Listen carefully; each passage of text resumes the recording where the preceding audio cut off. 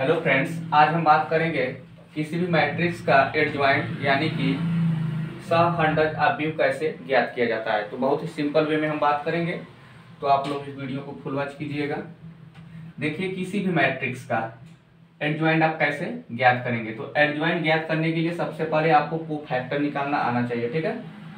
तो इससे पहले हम किसी भी मैट्रिक्स का मल्टीप्लिकेशन यानी गुणा कैसे किया जाता है इसके बारे में सेपरेटली वीडियो बना चुका हूँ। तो उस वीडियो का लिंक हम इस वीडियो के डिस्क्रिप्शन में दे देंगे, आप लोग जरूर उस वीडियो को फुल वॉच कीजिएगा। तो किसी भी मैट्रिक्स का एडजॉइंट ज्ञात करने के लिए पहले आपको कोफैक्टर ज्ञात करना होगा। तो आप कोफैक्टर कैसे ज्ञात करेंगे, ठीक है। कोफैक्टर कोफैक्टर को हिंदी में बोला जाता है सहगुणनखंड, ठीक है। जिसमें बात करेंगे A11, A12, A13, A21, A22, A23, A31, A32, A33, ठीक है। इस प्रकार पहले आप ऐसे लिख लेंगे ताकि आपको कोफैक्टर आसानी से किसी भी मैट्रिक्स का निकाल सके। यह किस बेस पर लिखा गया, देखिए सभी जगह ए लिख दिया गया है। फिर देखिए क्रमबद्ध तरीके से ये जो पहला वन शो कर रहा है या रो को शो कर रहा है, इसको रो माने जैसे यह हो गया रो, इसमें 3 रो है। और ये जो दूसरा वन रिप्रेजेंट कर रहा है वह कॉलम को शो कर रहा है, यानी कि इसमें 3 कॉलम और 3 रो है, यानी 3x3। किसी भी मैट्रिक्स में जो पहला होता है वह रो को प्रेजेंट करता है और जो सेकेंड वाला होता है वह कॉलम को, ठीक है।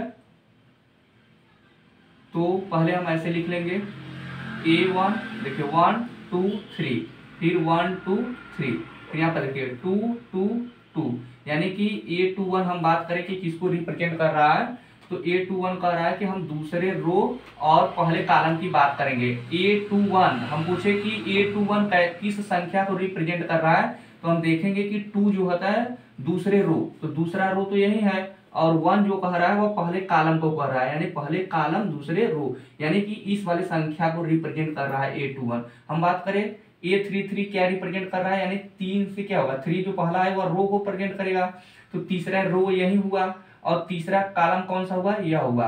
तो तीसरा रो और तीसरा कॉलम में यह जो संख्या है वह A33 को रिप्रेजेंट कर रहा है। तो आप आसानी से समझ चुके होंगे। इसी प्रकार हम कोफैक्टर निकालते हैं, ठीक है। तो A11 का कोफैक्टर कैसे निकालेंगे, तो देखिए पहले रो और पहले कॉलम को ढक लेंगे, ठीक है। पहले रो और पहले कॉलम को ऐसे ढक लेंगे और इसका तिर्यक गुणा करेंगे तो -4 हो जाएगा और इसका करेंगे तो 5 हो जाएगा, यानी कि 0 को मल्टीप्लिकेशन फॉर्म में करेंगे तो 0 ही आएगा, ठीक है। 0 माइनस, सूत्र में माइनस होता है, तो 1 का गुणा 5 में करेंगे तो 5 आएगा ना। तो आप ऐसे लिख लीजिएगा A11 इक्वल क्या होगा, इसको पहले कॉलम पहले रो को ढक लेंगे, इसका मल्टीप्लिकेशन करेंगे 4 में तो 0 हो जाएगा, 0 माइनस 1 पंजे 5 होगा, तो कितना आएगा -5। उसी प्रकार A12 का वैल्यू निकालेंगे, A12 का वैल्यू निकालेंगे। A12 रिप्रेजेंट कर रहा है पहले रो दूसरे कॉलम को ढकेंगे, पहला रो दूसरे कॉलम को ऐसे ढक लेंगे, तो इसका मल्टीप्लिकेशन इसमें करेंगे तो 0 हो जाएगा, 0 माइनस 30, 6 पंजे 30, तो इसका आ जाएगा कितना -30।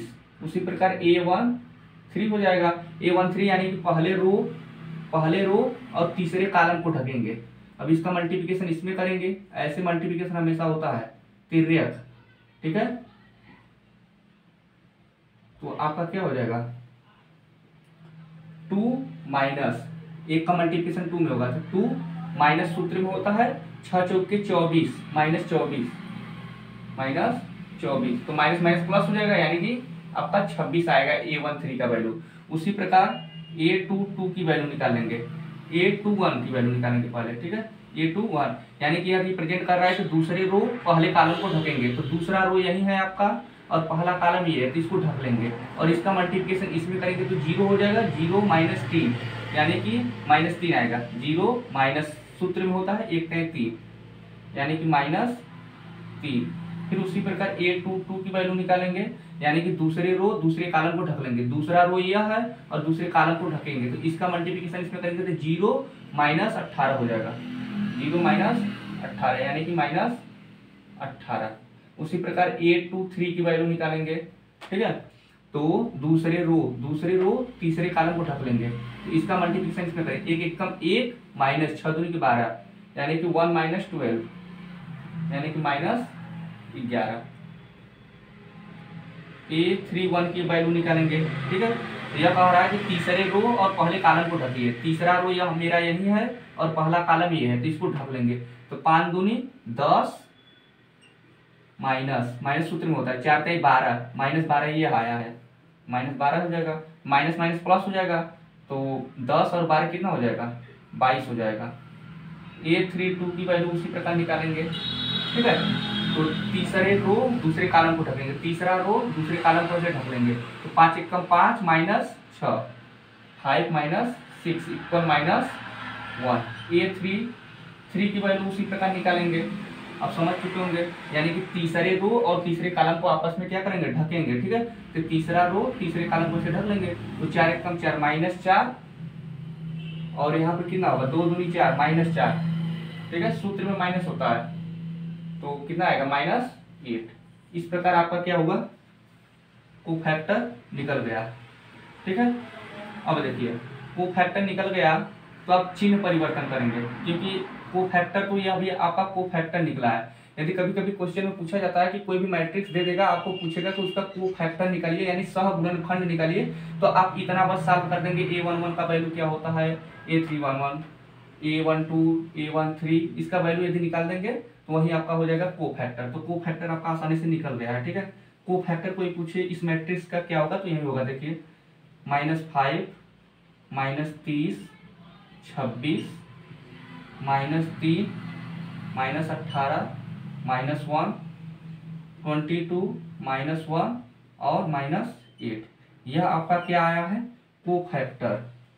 क्या आया है, कोफैक्टर।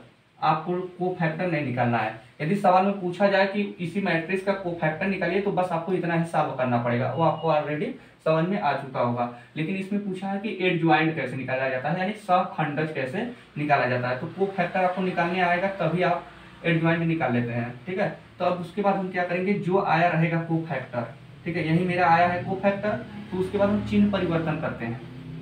क्या करते हैं, चिन्ह परिवर्तन। कोफैक्टर का क्या करेंगे, चिन्ह जो कोफैक्टर का वैल्यू आएगा उसका चिन्ह परिवर्तन करेंगे। अब किसके बेस पर चिन्ह परिवर्तन करेंगे, इसके बेस पर करेंगे। तो देखिए जो A11 A12 लिखा गया है उसको जोड़ेंगे। ठीक है, ये संख्या को जोड़ेंगे। यदि जोड़ने पर माइनस आया रहेगा तो उसके वैल्यू में माइनस से गुणा करेंगे। देखिए 1 और 1 जोड़ेंगे तो 2 आएगा। 2 क्या है, सम संख्या है। यदि जोड़ने पर सम आ रहा है, रो और कॉलम को जोड़ने पर यदि सम आ रहा है तो उसकी संख्या में प्लस से गुणा किया जाएगा। रो और कॉलम को जोड़ने पर, ठीक है, रो और कॉलम को जोड़ने पर यदि विषम संख्या आ रहा है तो उस जो संख्या में वैल्यू जो आया रहेगा उसमें माइनस से गुणा करेंगे। तो देखिए इसका कैसे चिन्ह परिवर्तन लिखेंगे।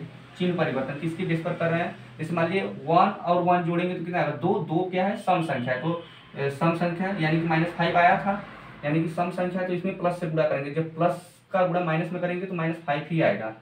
क्या आएगा, -5 ही आएगा। ठीक है, फिर उसी प्रकार देखिए A12 का वैल्यू -30 यहाँ पर लिखे हैं। ठीक है, तो 2 और 1 कितना होगा, 3। 3 क्या है, विषम संख्या, विषम के लिए माइनस होता है। ठीक है, माइनस से गुणा कर देंगे इस संख्या में, तो माइनस माइनस क्या हो जाएगा, प्लस, यानी कि इसका वैल्यू कितना हो जाएगा, 30 हो जाएगा। चिन्ह परिवर्तन देखिए कैसे हो रहा है। A13 3 1 4, 4 क्या है, सम संख्या है तो प्लस से गुणा करेंगे इस वाले संख्या में, प्लस से, यानी प्लस से गुणा करेंगे तो 26 आएगा। प्लस लिखे या ना लिखे। 2 1 3, 3 क्या है, विषम संख्या, तो विषम के लिए माइनस से गुणा करेंगे, तो माइनस से गुणा करेंगे। माइनस ऑलरेडी एक पहले है, A21 का वैल्यू -3 आया ही है और रो और कॉलम को जोड़ रहा है तो विषम संख्या आ रहा है, यानी कि माइनस से उसमें गुणा करेंगे तो यह प्लस हो जाएगा। ठीक है, उसी प्रकार 2 और 2 कितना होगा, 4 होगा। 4 यानी सम संख्या है तो इसमें प्लस से गुणा करेंगे, प्लस का गुणा माइनस में करेंगे तो -18 ही आएगा आपका। फिर उसी प्रकार 2 और 3 5 हो गया। 5 विषम संख्या है, विषम संख्या है तो यानी माइनस से इसमें गुणा करेंगे तो माइनस माइनस प्लस हो जाएगा, 11 हो जाएगा। फिर उसी प्रकार देखिए 3 और 1 4 हो जाएगा। 4 क्या है, सम संख्या है, सम संख्या है तो प्लस से गुणा करेंगे, यानी 22 ही रहेगा। ठीक है, उसी प्रकार 3 और 2 को जोड़ेंगे तो 5 विषम संख्या है, विषम के लिए माइनस से गुणा करेंगे इसमें तो क्या हो जाएगा आपका +1 हो जाएगा। ठीक है, उसी प्रकार 3 3 6 6 क्या है, सम संख्या, सम संख्या है तो प्लस से गुणा करेंगे। जब प्लस से गुणा करेंगे प्लस और माइनस तो माइनस आएगा, -8 आएगा। देखिए कितना आसान तरीके से चिन्ह परिवर्तन हो गया। ठीक है, तो चिन्ह परिवर्तन हो गया। अब चिन्ह परिवर्तन करने के बाद जो वैल्यू आया रहेगा उसका क्या कर देंगे, ट्रांसपोज। क्या करेंगे, ट्रांसपोज कर देंगे, यानी कि यह जो वैल्यू आया है उसके रो वाले वैल्यू को कॉलम में कर देंगे, रो वाले वैल्यू को कॉलम में लिख देंगे, वहीं आपका क्या हो जाएगा, एडजॉइंट होगा। इसका ट्रांसपोज कर देंगे, यानी कि देखिए रो में क्या है, -5 है, 30 है, 26 है, ठीक है, तो इसको हम कॉलम में कर देंगे। ये रो है तो इसको हम कॉलम में लिखेंगे, तो -5, 30 है, 26 है। फिर दूसरा रो देखिए 3 है, -18 है, 11 है, तो उसको दूसरा रो है तो इसको दूसरे कॉलम में लिखेंगे, तो आपका हो जाएगा 3 -18 और 11। उसी प्रकार यह तीसरा रो है तो उसको तीसरे कॉलम में लिखेंगे, तो इसका हो जाएगा 22, 1 और -8।